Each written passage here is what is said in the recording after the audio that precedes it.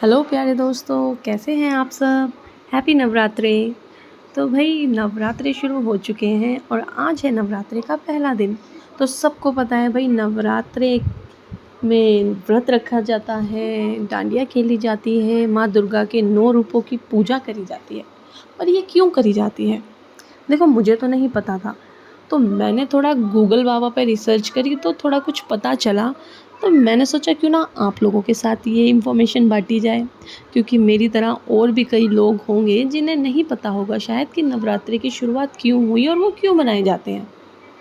तो चलो भाई, करते हैं शुरू। तो भाई एक राक्षस हुआ करता था जिसका नाम था रंभासुर। ठीक है। तो रंभासुर एक दिन घूम रहा था और उसकी नज़र अचानक से एक भैंस पे पड़ती है जो बहुत ही सुंदर और बहुत ही अट्रैक्टिव होती है और रंभासुर को अपनी तरफ अट्रैक्ट कर लेती है।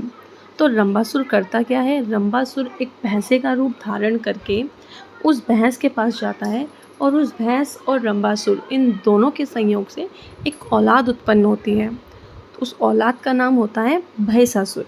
ठीक है, भयसासुर नहीं, सॉरी, महिषासुर। ठीक है। और महिषासुर जो उसका नाम पड़ा, वो किस लिए पड़ा?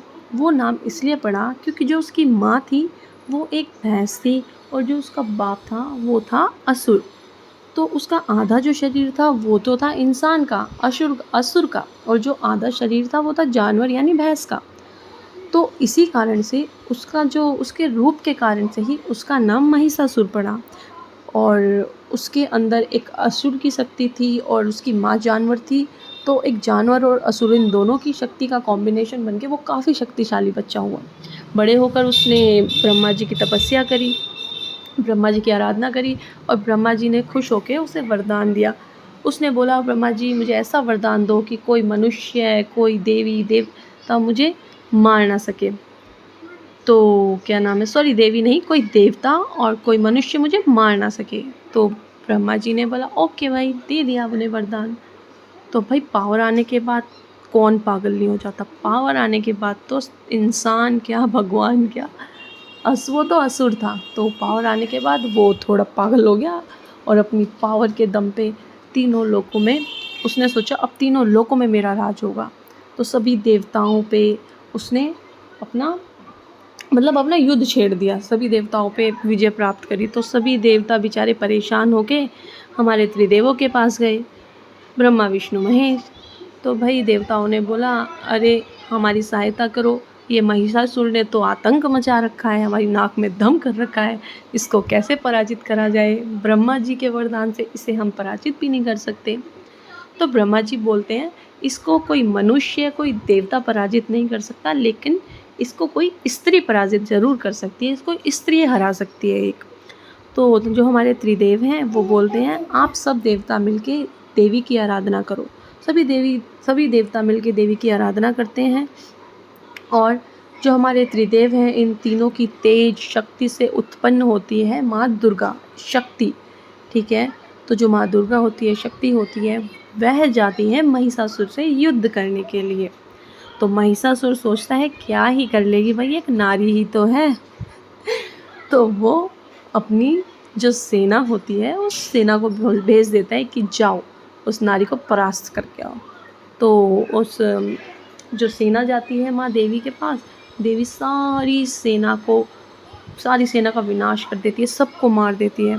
तो अंत में फिर महिषासुर को जाना पड़ता है।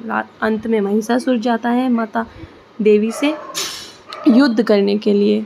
तो होता क्या है, जो महिषासुर है और माता दुर्गा है, इन दोनों के बीच युद्ध प्रारंभ होता है और जो महिषासुर है वो बार बार परास्त होता रहता है। देवी माँ उसको बार बार मारती है और वो हर बार कोई ना कोई नया रूप धारण करके आ जाता है। कभी वो बहुत भयानक शेर का रूप धारण करके आता है तो माता उसको भी परास्त कर देती है। कभी वो एक बहुत बड़े हाथी का रूप धारण करके आता है।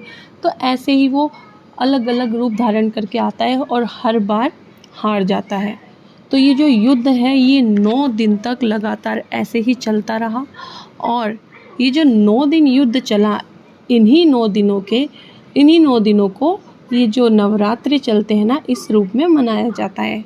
तो भाई 9वें दिन आखिर में माता दुर्गा ने अपने त्रिशूल से अपना विकराल रूप लेके महिषासुर का वध करा और दुनिया को ये मैसेज दिया कि बुराई कितनी ही पावरफुल क्यों ना हो, कितनी ही शक्तिशाली, कितनी ही बड़ी क्यों ना हो, लेकिन वो होती बुराई है और उसका अंत निश्चित है। थोड़ा समय लग सकता है, लेकिन अंत में जो जीत है वो अच्छाई की ही होती है। तो आप कभी निराश ना हो। अगर आपके जीवन में कभी ऐसा कोई समय आता है तो निराश ना हो, क्योंकि समय लग सकता है लेकिन अंत में विजय सच्चाई और अच्छाई की ही होती है। तो back to the topic guys, तो महिषासुर का होता है अंत और सभी देवी देवताओं को मिलती है छुट्टी भाई महिषासुर से। तो इसी 9 दिनों के युद्ध को नवरात्रों के रूप में मनाया जाता है। माता देवी के 9 रूपों की पूजा की जाती है और आपने देखा होगा बंगाली लोगों में दुर्गा पूजा बड़ी धूमधाम से मनाई जाती है। तो जो आखिरी दिन जो माता की जो मूर्ति वो लोग रखते हैं ना, वो जो आपने मूर्ति देखी होगी बहुत बड़ी, माता के सभी हाथों में कोई ना कोई शस्त्र होते हैं, मतलब बहुत ही सुंदर लगती है। तो वो जो मूर्ति होती है ना, वो महिषासुर वर्धिनी नाम से जानी जाती है, क्योंकि लास्ट में वो जो महिषासुर का अंत करती है ना माता अपना विकराल रूप लेके, तो उसी रूप को प्रतिमा में उतार कर सजाया जाता है और माता की आराधना की जाती है भाई। ठीक है, तो इसको बड़े मतलब सब अपने अपने तरह से बनाते हैं। बंगाली लोगों में दुर्गा पूजा के नाम से जाना जाता है भाई। हमारे हिंदू धर्म में नवरात्रि 9 दिन का व्रत रखते हैं लोग, और गुजरात में डांडिया वांडिया भी खेलते हैं। तो सब अपने अपने तरीके से बड़े धूमधाम से इस फेस्टिवल को मनाते हैं। तो मेरी जो इन्फॉर्मेशन थी, मैंने जो गेन करी, वो मैंने आप लोगों के साथ बांटी। आपको कैसी लगी मुझे बताना।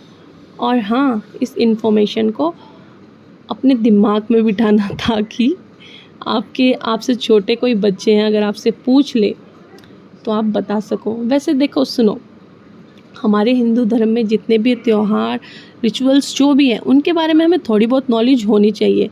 क्यों?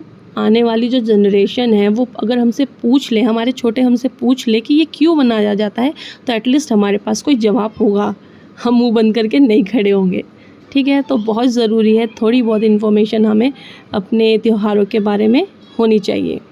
तो गाइज़ बताओ भाई, वीडियो अच्छी लगी हो तो लाइक करना, शेयर करना और देना अपना ढेर सारा प्यार। Thanks for watching, love you guys.